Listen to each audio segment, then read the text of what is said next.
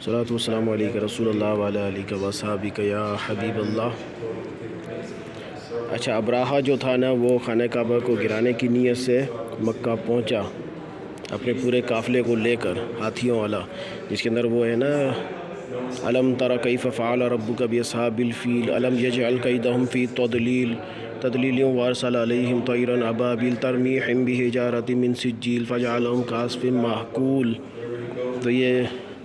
Demo بنایا ہوا ہے، خانہ کعبہ کی طرف بڑھ رہا ہے، تو اس ہاتھی کے کان میں کسی نے کہا کہ یہ خانہ کعبہ گرانے گیا ہے، تو ہاتھی جو ہے نا وہیں پہ بیٹھ گیا، 2-3 بار گھما پھرا کے لایا گیا تو وہیں پہ دوبارہ ہاتھی بیٹھ گیا۔ تو یہ ابراہہ کی فوج تھی جس میں فیل شامل ہے، ہاتھی شامل ہے۔ اوپر جو ہے نا یہ جو دکھائے گئے نا ابابیل دکھائے گئے، تو یہ اپنے پاؤں کے اندر 2 پاؤں کے اندر 2 پتھر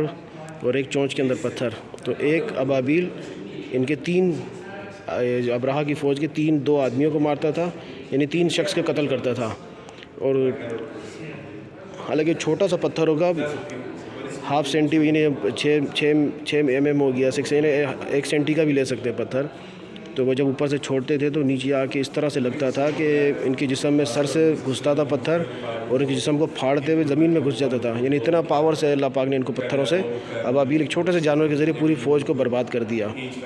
اچھا، یہ قریش مکہ ہے جو اس کی ابراہہ کی ہیبت سے جو ہے نا یہ پہاڑوں کی طرف چلے گئے تھے خانہ کعبہ کو چھوڑ کے کہ جس کا گھر ہے اس کو خود حفاظت فرمائے گا۔